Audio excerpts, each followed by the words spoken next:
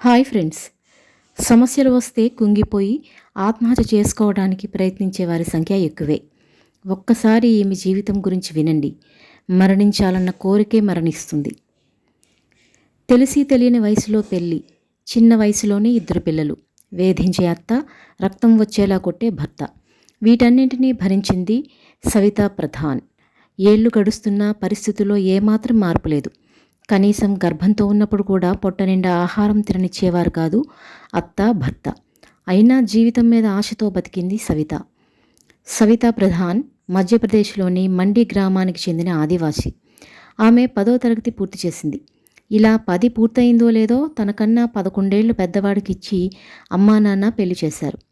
ఆమెను కోడలిలా కాకుండా పని మనిషిలాగే చూసింది అత్తింటి కుటుంబం. ఎంత ఆకలేసినా అందరూ తిన్నాకే తినాలి. ఏమీ మిగలకపోతే తినకుండా పస్తులుండాలి. కానీ మళ్ళీ వండకూడదు, నవ్వకూడదు, టీవీ చూడకూడదు, నలుగురితో మాట్లాడకూడదు. వీటిని ఉల్లంఘిస్తే రక్తం వచ్చేలా కొట్టేవాడు భర్త. అయినా పిల్లల కోసం అవన్నీ భరించింది. 20 ఏళ్ల వయసు రాకముందే అన్ని కష్టాలను చూసింది. ఆమెకు బతకాలన్న ఆశ రోజుకు తగ్గిపోతూ వస్తోంది. ఒకరోజు ఇక అత్త భర్తతో వేగలేననుకుంది. తన చీరతో ఉరివేసుకోవడానికి సిద్ధపడింది. అదే సమయంలో కిటికీలోంచి ఆమె అత్త ఆ దృశ్యాన్ని చూసింది. కానీ ఆపేందుకు ప్రయత్నించలేదు. కనీసం ఎందుకు ఇలా చేస్తున్నామని కూడా అడగలేదు. మానవత్వం లేని మనుషుల గురించి తన ప్రాణాన్ని ఎందుకు తీసుకోవాలనుకుంది సరిత. వెంటనే మెడకు చుట్టుకున్న చీరను తీసి పక్కన పడేసింది. 2 పిల్లలను తీసుకుని బయటికి వెళ్ళిపోయింది. ఓ బ్యూటీ పార్లర్లో పనికి కుదిరింది. అలాగే పిల్లలకు ట్యూషన్లు చెప్పడం, వంట పనులు చేయడం, ఇలా దొరికిన పనులు చేసి పిల్లలను సాకింది. అలాగే ఆగిపోయిన చదువును మొదలుపెట్టింది. BA పూర్తి చేసింది.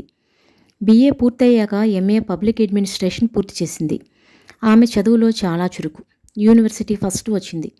చదువు పూర్తయ్యాక మంచి జీతం వచ్చే ఉద్యోగం కోసం వెతుకుతుండగా UPSC నోటిఫికేషన్ కనిపించింది. ఆ ఉద్యోగం ఎంత గొప్పదో ఆమె చూడలేదు. కేవలం ఆ ఉద్యోగం వల్ల వచ్చే జీతం చూసింది. ఆ జీతంతో తను తన 2 పిల్లలను చక్కగా పెంచుకోవచ్చని భావించింది. తన తల్లి సాయం తీసుకొని రాత్రి పగలు ఖాళీ దొరికినప్పుడల్లా చదివింది. చివరికి మొదటి ప్రయత్నంలోనే ర్యాంక్ సాధించింది. అప్పుడు ఆమె వయసు కేవలం 24 ఏళ్ళు. ఆమె ఇంత పెద్ద ఉద్యోగం సాధించినా కూడా భర్త వేధిస్తూనే ఉన్నాడు. ఆ వేధింపులను ఆమె భరించలేక పోలీసులకు ఫిర్యాదు చేసి విడాకులు తీసుకుంది. ఉద్యోగం సాధించాక తన మనసుకు నచ్చిన వ్యక్తిని 2వ వివాహం చేసుకుంది. తన 2 పిల్లలతో ఇప్పుడు సంతోషంగా ఉంది. ఆ రోజు ఆత్మహత్య చేసుకుని ఉంటే ఆమె ఇప్పుడు ఇంత పెద్ద ఉద్యోగి అయ్యేది కాదు.